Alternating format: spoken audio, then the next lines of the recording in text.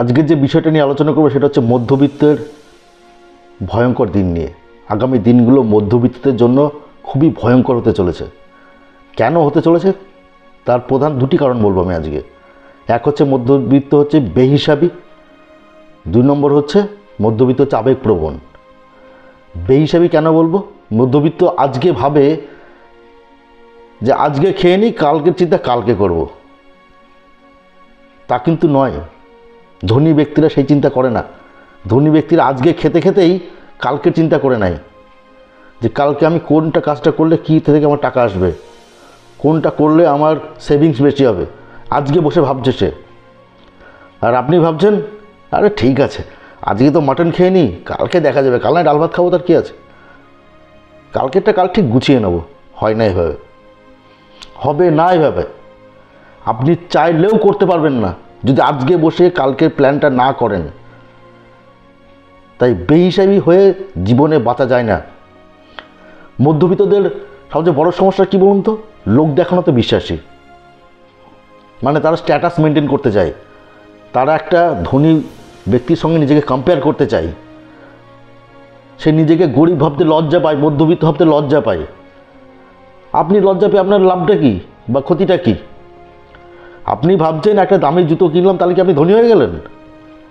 দামি একটা টিভি কিনলাম বাড়িতে, দামি একটা গাড়ি চললাম ইএমআই নিয়ে লোন করে, তাহলে কি আপনাকে বলবে যে আপনি টাটার সমতুল্য?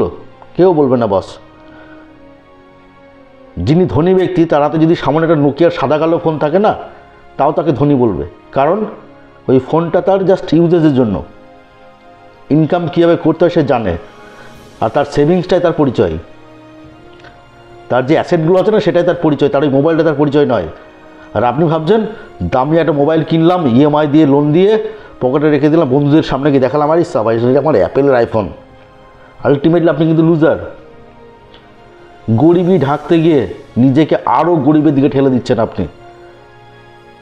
নিজেকে এই অর্থনৈতিক অবস্থা লুকোতে গিয়ে, নিজে যে গরিব মানুষ সেটা লুকোতে গিয়ে নিজেকে বোকার জালে জড়াচ্ছেন আপনি। আরে ভাই এভাবে হয় নাকি? আপনি একটা দামি অ্যাপেল ফোন ইউজ করলে আপনি বড়লোক হয়ে গেলেন? না আপনি একটা দামি টিভি কিনলে বা দামি গাড়ি কিনলে আপনি বড়লোক হয়ে গেলেন? তাই হয়?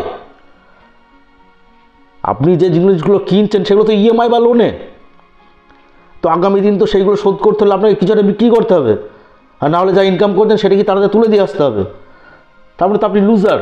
আপনার তো সেভিংস কিছু নেই, অ্যাসেট কিছু নেই, জিরো। এই দুটো জিনিস না হলেও চলতো আপনার। তাতে কী হতো? আপনার অ্যাসেট তৈরি হতো, ভবিষ্যৎ সুরক্ষিত হতো আপনার। কিন্তু আপনি সেটা করেননি।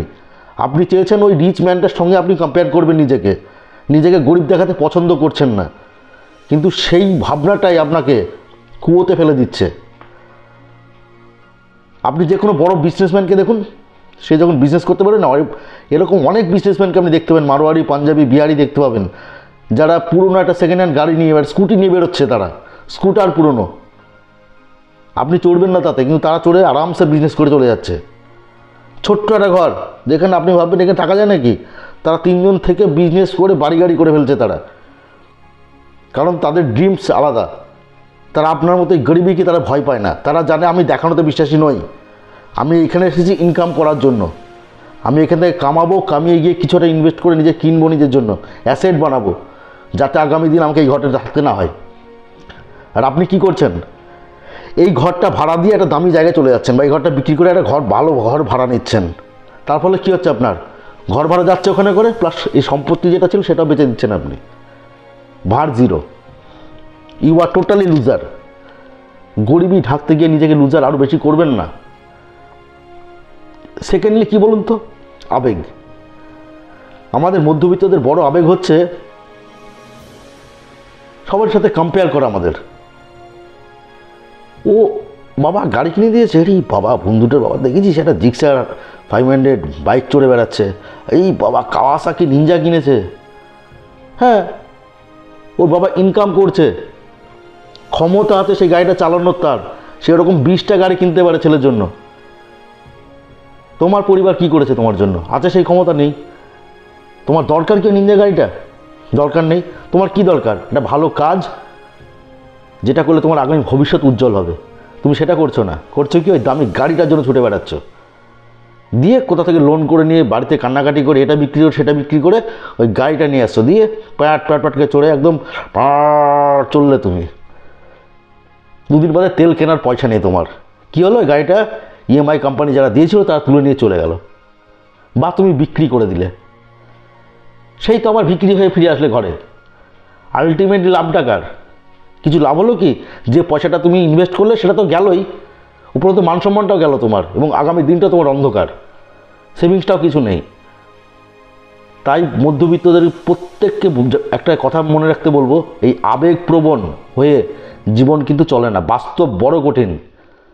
ক্যালকুলেশন যদি আজকে না করো তাহলে কিন্তু আগামী দিন তোমার অন্ধকার হতে চলেছে। আগে জানবে প্রতিটা বড় লোক কী চিন্তাভাবনা করছে তারা। বড় লোকরা কিন্তু একটা জিনিস ভাবে, আজকে ভাত খাচ্ছে না, খেতে খেতে সে ভাবছে, হিসাব করছে মনে মনে, কালকে আমি কী নেব, কী কিনলে ভালো হয়, এই জিনিসটা করলে আমার পয়সা বাড়বে, ক্যালকুলেশন করছে তারা। আর আমরা কি করছি? আজকে তো মাটন খাচ্ছি, এই সাবাস আজকে মাটন, হ্যাঁ আজকে বিরিয়ানি আছে আমার, কালকে কি ডাল ভাত, হয়তো সেটাও নেই কপালে। তাই এইসব লোক দেখানো জিনিস নিয়ে বেশি দিন টেকা যায় না। আগে আপনার সেভিংসটা করুন। আপনি যেটা আর্ন করছেন চেষ্টা করুন তার থেকে অন্তত পক্ষে 10 থেকে 20% কিংবা 30%, 10% খুবই কম হয়ে যায়, আপনি 30% সেভিংসের চেষ্টা করুন। দেখুন আপনার ভবিষ্যৎ কিন্তু আরও ভালো হবে। আপনি বিভিন্ন ইনভেস্ট প্ল্যানে চলে যান, ইএমআই চক্করে না পড়ে। তাতে কী হবে? আপনার ফিউচার প্ল্যান বাড়বে, আপনার একটা অ্যাসেট জমে যাবে আপনার। আপনি আজকে হয়তো একটু কষ্ট করে সাইকেল করে যাচ্ছেন কাজে, অথবা একটা পুরোনো বাইক নিয়ে, তাতে কিন্তু আপনার কিছু হবে না। কিন্তু যেদিন আপনি ভালো জায়গায় থাকবেন সেই দিন কিন্তু এই লোকগুলো বলবে না যে ভাঙা গাড়ি চড়ে বেড়ায়, সে কিন্তু আপনাকে ওই ধনী লোকটার মতোই সম্মান করবে, কারণ আপনার অ্যাসেট ওই ধনী লোকটার মতোই হচ্ছে। তাই চিন্তাভাবনা আপনার, ভবিষ্যৎ আপনার, ভেবে দেখুন একবার।